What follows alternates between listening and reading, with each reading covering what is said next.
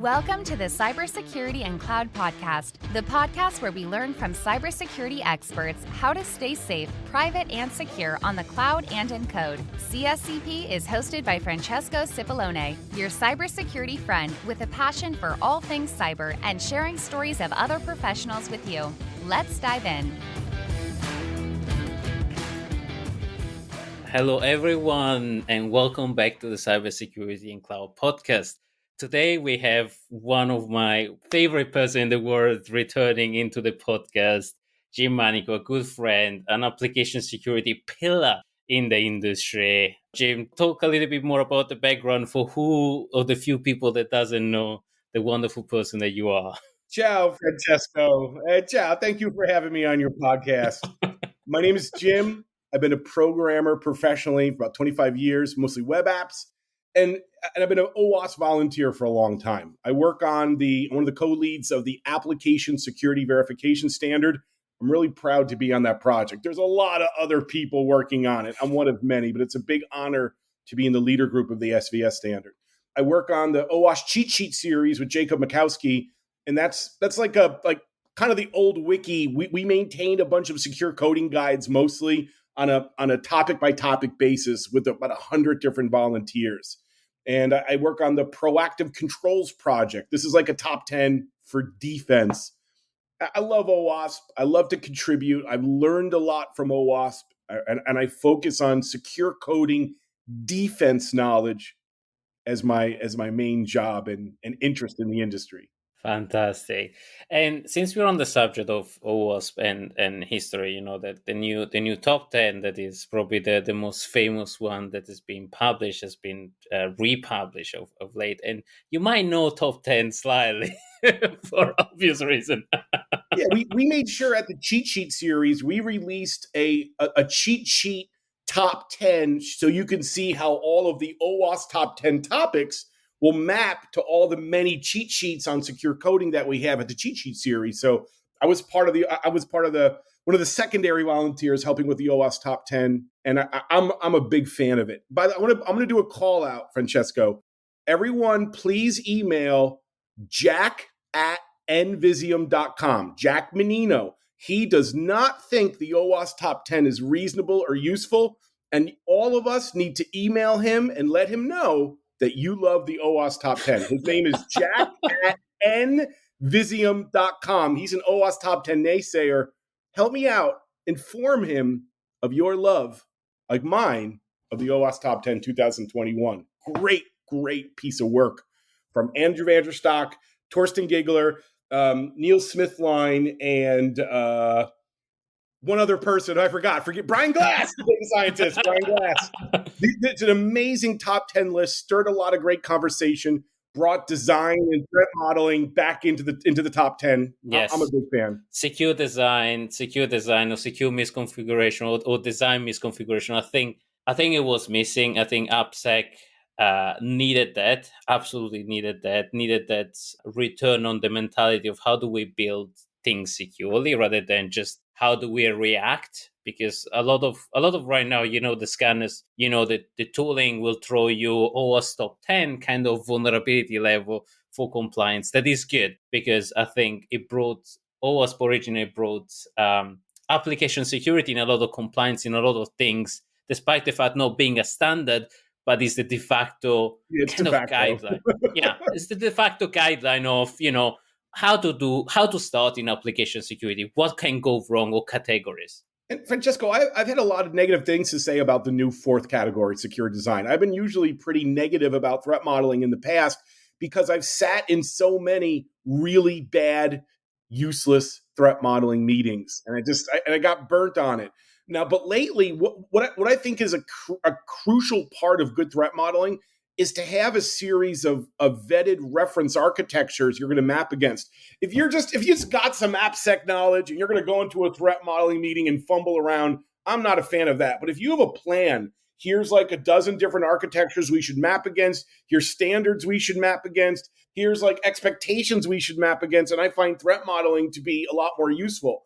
A lot of threat modelers are going to say, well, let's just be loosey-goosey and figure things out. No, I don't agree. How about clear process, reference architectures to map against, a clear model, a list of vulnerabilities or weaknesses to map against, and really go in there hyper prepared. And now I like secure design.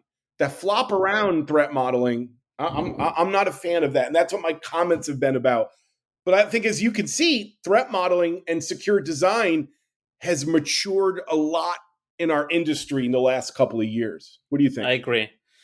No, I absolutely agree on the consistency, because a lot of threat modeling exercise has been inconsistent, and that leaves inconsistent result and inconsistent risk assessment. And then ultimately it doesn't get taken seriously, and hence why threat modeling tends to fall. And is a fumble around of like, let's use some stuff and let's threat model something. And it traditionally doesn't bring even the business context into place. That I think is a big issue of threat modeling, how it's been done till now. Because, you can threat model the hell out of something that is completely inaccessible and unusable, while, you have your main website where all the transactions come along that maybe need a little bit more attention and carefulness. And I think that's the real threat modeling, is when you do with business people. I'm with you 100%. I think that's a great philosophy on it. I was talking to one of the threat modeling managers of one of the top 10 banks.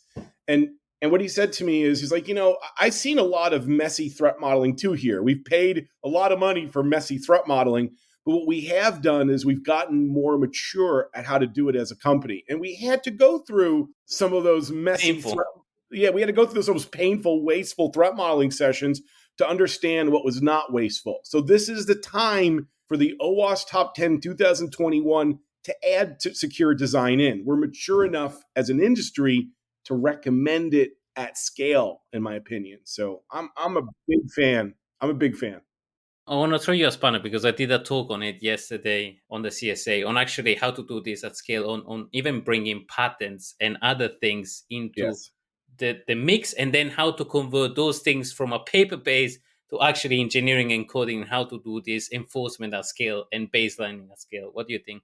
I'm with you 100%. I have no comments. I just love it. Let's do it. Let's do more of it. And I think that brings the concept of, secure design from the traditional paper-based exercise, dusty forum of let's debate about a secure architecture while getting into the real world, and actually let's make secure architecture. That is messy. For me, secure architecture is messy because you kind of hammer it. It's like code. It needs to be like code. Yeah.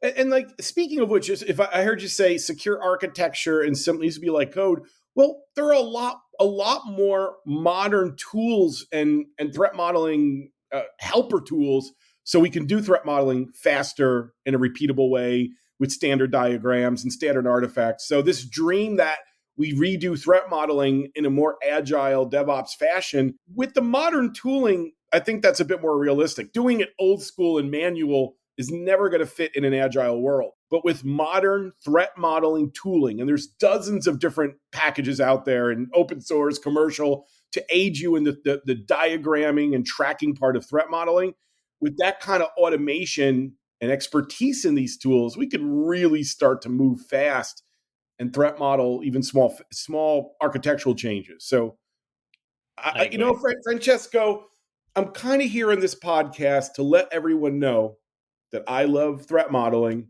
and I love secure design after talking trash about it for about 10 years. Hey, but I think sorry. That's why I'm here.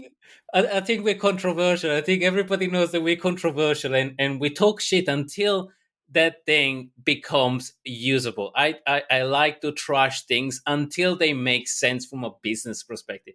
And I think, as you rightfully say, right now, we got into a mature level of build and test stage, with tooling, with kind of practice, ASVS, standard model, OWASP, top 10.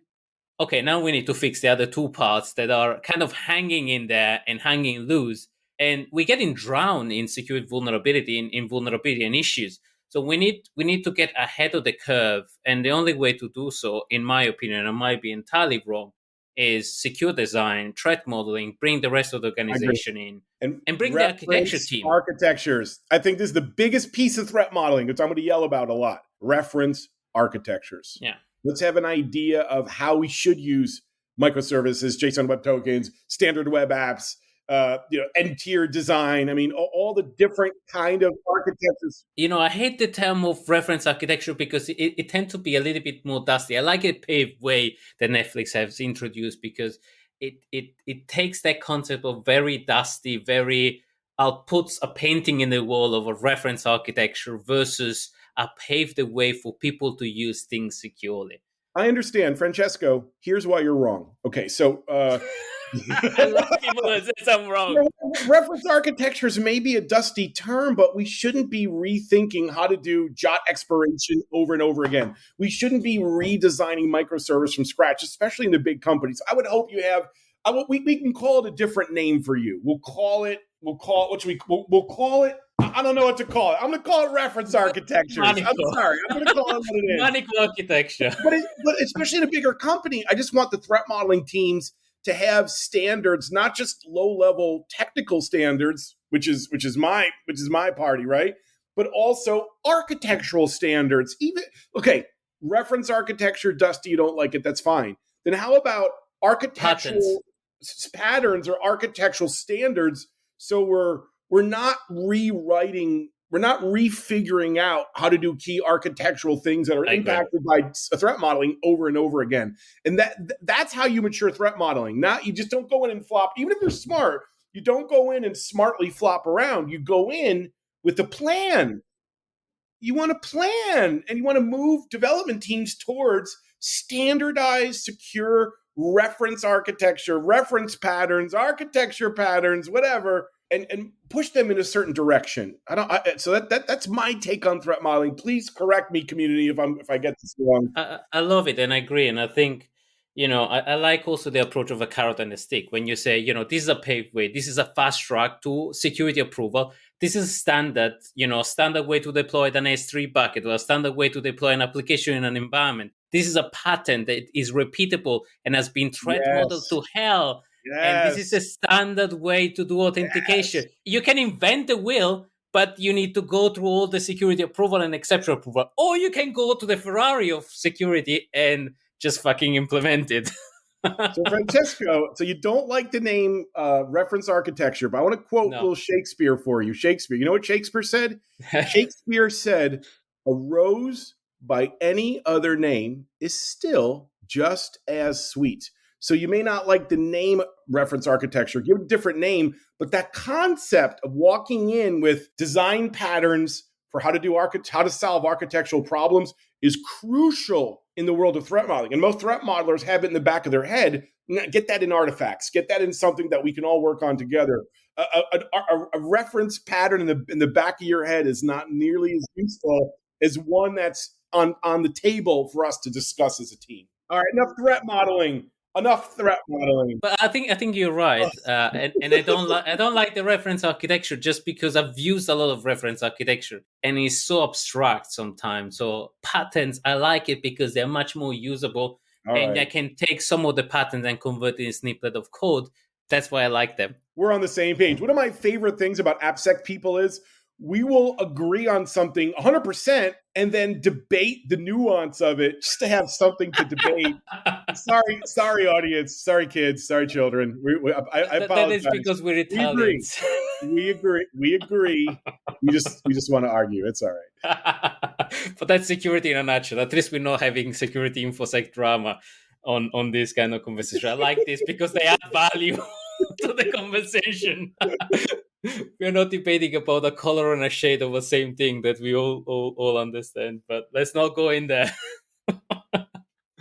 But maybe let me ask. Okay, now we kind of fix AppSec, or we kind of fix, or we have a paid way to actually fix things. What do you think is going to be the next big thing that we need to focus on, or kind of double down? Here we go. You ready? This is a really important question. I'm going to give you a Manicode answer. The answer is we have all the tools, techniques, frameworks, and understanding and professionals that we need to do good AppSec. It's all in place for us now. What's going to change? What happens next is, are you ready? We actually do it. We know how to threat model. Let's do it. We know how to set up a DevOps security assessment program using SAST, DAST, what else? SAST, DAST, software IS. composition analysis. And if you want to spend a lot of money to find just injection, then go RASP or IS. Sorry, kids. So anyways, I'm being a little snarky, but we know how to do a mature DevOps assessment right now. We understand secure architectures or whatever else you want to call it, Francesco, right? We have all these pieces now. What is going to be the next differentiator, the big change or the big movement is that we actually do these things as an industry at scale. At scale. Like where like even smaller teams are going to realize that we got to do some threat modeling and secure design, where actually fixing bugs as a discipline becomes critical in most companies, right? As a muscle, I think. Yes. And I hate to call it vulnerabilities because I think vulnerability equals security. What I like to call it is defects, bugs, because they're bugs. They're nothing else than bugs. And Gotcha. That's fine. We have the discipline, and I think we have the discipline to actually fix bugs already. Is in QA, is in testing, is in the normal DevOps. So why security needs to be something different other than a bug in a backlog? A feature missing is something a customer complains about, but a vulnerability unfixed affects every customer in a destructive way. So I don't call it vulnerabilities, but I heard it called vulnerabilities, weaknesses, defects. But security bugs are special, but they should be fixed in the standard developer pipeline or operation. I agree with that. I get your point, but security bugs do have a special place. Like a lot of my customers will have SLAs with their customers, where if a security bug is revealed, they have a legal agreement to fix it within 72 hours or similar. And I don't see that with other bugs. I just don't. So security bugs, I get your point. Developers should fix security bugs like any other bug. I agree with that. But at the same time, security bugs from an operational point of view usually have special significance around fixing them. And if we don't, the damage, what IBM tells us, like every security event, it's like $3.5 million. So every bug, every security incident, we're paying for it more and more these days. So I think security is still special, Francesco, and requires special contracts with our customers to make sure we deal with this stuff properly. I like the approach. I like the SLA and the contractual aspect, how you frame it, because I think that has value in maybe contextualizing the framework of fixing things and in the building their muscles. That's how I like it to be the same as. But as you rightfully say, yes, I agree. This episode is brought to you by the generosity of AppSec Phoenix Ltd. AppSec helps startups and enterprises solve complex software security problems by using smart data aggregation and complex machine learning software. Discover how AppSec Phoenix helps CISO and developers remove friction and maximize the use of DevSecOps professionals at www.appsecphoenix.com. AppSec Phoenix is the new and smart dev-first way to manage your software vulnerability. Follow the tag #AppSecSmart. Ask me something technical. Where I shine is like this kind of discussion. I'm always happy to dive into it, Francesco, but like it's high level. Like where I shine as a professional, I like to get into the nitty and the gritty. Give me something nitty or gritty as our last talk. How's that? Yes. Authentication. Why it is still broken? Woo!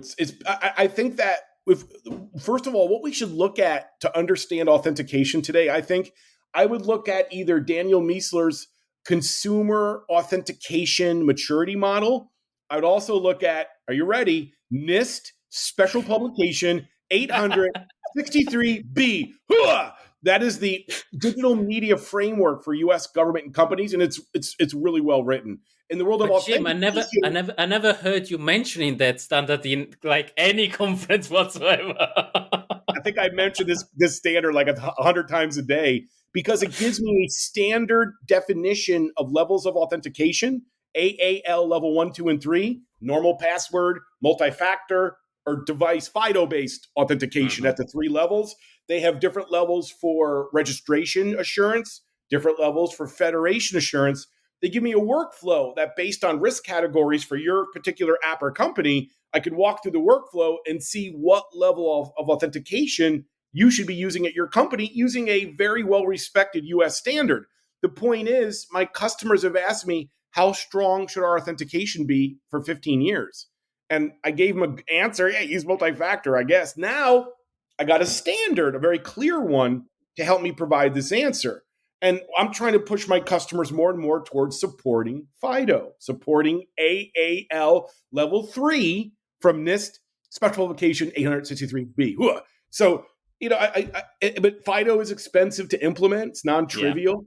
I hear, and there's a lot of folks talking about passwordless security, which is mostly nonsense, the way a lot of people talk about it. So I'm keeping away from the whole passwordless discussion because I don't think we're ready for it yet, even though it's a nice buzzword. So I think the direction should be mature, multi-factor, at least with number generation. At scale. But really, we should be supporting FIDO device and having an option to roll away from SMS multi-factor. By the way, if you have an app with a lot of sensitive data and you're doing password-only authentication, that's negligence. Come on, people. That's SMS negligence. is good enough, though. SMS is the first step. It's better than password. Let's see what NIST Special Publication 863B says about this topic. What it says that AAL level 2, if you're going to support SMS multi-factor, it needs to be your second choice, and there needs to be an alternative to SMS that's stronger, or you're not AAL level 2 compliant. And I agree with that. In the concept of password-only authentication or password and an SMS, I think that's the first step of the ladder. Is sufficient? Absolutely not. But is the first step of the ladder? I recommend yes. And there is a lot of debate on just SMS authentication. No, there's no debate. Here's the way. There's no debate. No debate. SMS is vulnerable to SIM swapping. It's vulnerable to malware on your phone, and we've had significant attacks against SMS, which is why NIST recommends don't use SMS for multi-factor. But they realize that people need to migrate through SMS to do stronger multi-factor. So again, they say you can have SMS and be an AAL2 compliant app if you offer another stronger method besides SMS, and that's the default. So you can do SMS, I agree, but the standard is starting to discourage it and require a bit more than plain vanilla SMS. I think that's reasonable. And I agree with you, Francesco. Yeah. I'd rather see someone use SMS multi-factor than not do it at all. The biggest banks in the U.S., they're all still using SMS as a standard. So, come on. Not just the bank in the U.S. Europe I'm really as well. Giving you, I know, banks. I'm giving you a hard time. I know you too well. I'm only kidding around. But SMS is okay, but please give folks another alternative within your user provisioning setup. And it's not that complicated. We have standard way to do that. Yeah. If you develop an application in AWS or Azure or any other format, you have a service that does that for you. It's like 3 click of configuration. I know a lot of people who they have only username password authentication still, but they offer an OpenID Connect or a SAML integration, and now they can support multi-factor that way. I think that's an acceptable way to solve the problem. It's not the best, but it's acceptable. If you're offering federated identity to connect to their identity system or a Google or Facebook login, suddenly we have multi-factor capability without having to implement it. But then all of a sudden you have supply chain issue and pain and growth pain. Oh yeah. Facebook is a dirty word these days, but my conjecture is you're likely to have a better authentication layer if you federate to Facebook than if you build it yourself from scratch. I'm no Facebook fan, but they put enough hours into their authenticator where it's strong at this point. Yeah, it's at the core of the service. So Google, Facebook, and other form of third-party authentication. And you don't need to manage and pass through password in your system. So it's a good and interesting advantage. Yeah, it's all JSON Web Token Exchange and digital signatures and a very mature standard OpenID Connect that usually drives most of that federation today. It's solid. I like that a lot for not touching the password at all. So even if you get something in your authentication path, it's still encrypted in a specific way. There are still ways to break it, but I think it's a very mature standard, and I really like it. But on JWT, actually, why do we still get it wrong, and why is it so complex for developers? It's a new paradigm, right? It's suddenly. So when we were doing session management in normal web app, it took years to figure that out as well, and we did. We have really good standards and best practices on how to use a standard session. JSON web tokens otherwise known as a JWT, otherwise known as a JOT, is a stateless token with using digital signatures to provide integrity so users that we hand a JSON web token to can't modify it, or other services can't modify it. And why it's hard to handle is because now cryptography is part of the picture. We have to do digital signatures, key management, and in a stateless system, doing things like logout or revocation is unfortunately difficult. In a web session, I can just say invalidate, and that session's gone. But in a JSON web token, I'm not tracking that session. So I have to do revoke lists or other tricks. Then people complain, oh, you're revoke, like Dr. Vetter. He's like, oh, you're supporting a revoke list. You're not a real JSON web token system. That's what PhDs get you, right? Sorry, Dr. Vetter. By the way, I love to give Dr. Vetter a hard time. I don't know why, but he works on Test SSH.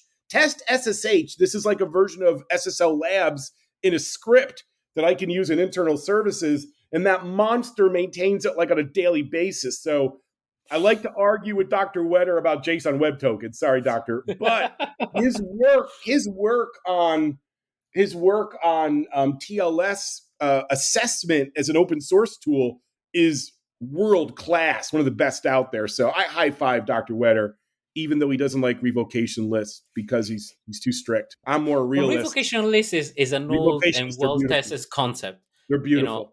CA has that, we've been dealing with revocation lists since forever. It's a well-tested, well-oiled concept.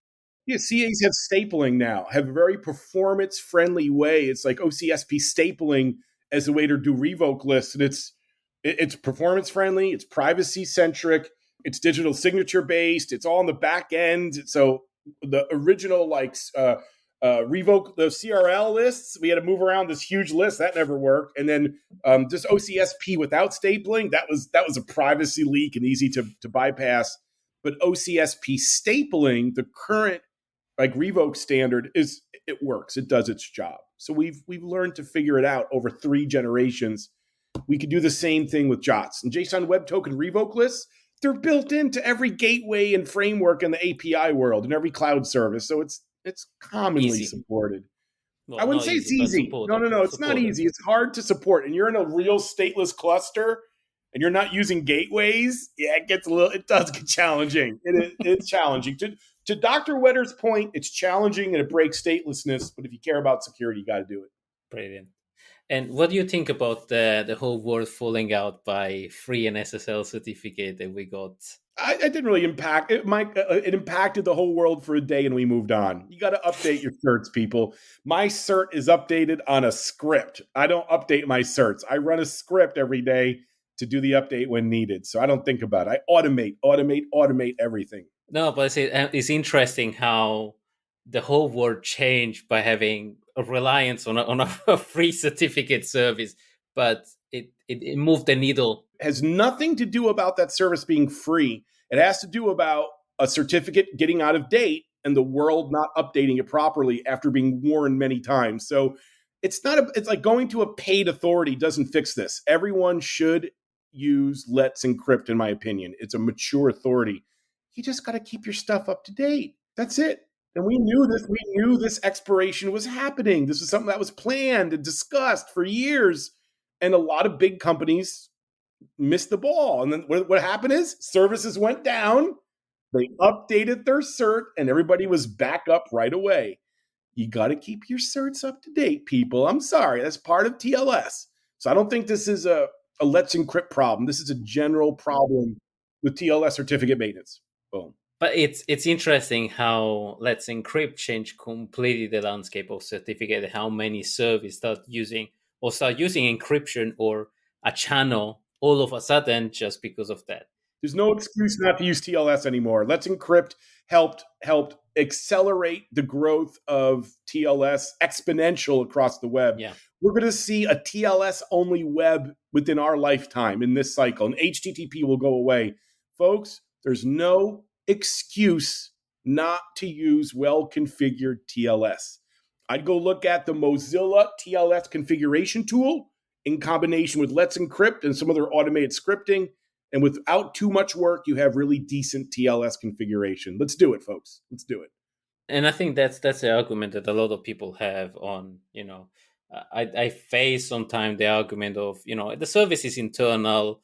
I don't need to use the additional layer of encryption and certificate. And Francesco, there is no internal. There is no such thing as an intranet. And I like Google's standards on this. The Google's API security standards, it's the exact same standard for their APIs, whether it's delivered internally or externally. It doesn't matter. And that's what your standard should be as well. There is no intranet. You're pushing services live. You probably want some security on them. Done. End of story. Yeah, no, I think we're going into. I mean, if you want to talk about zero trust, we can talk about zero trust. But as you rightfully said and beautifully said, internal and external, there is not anymore the boundaries. Google paved the way, saying, inside and outside for us is really no difference.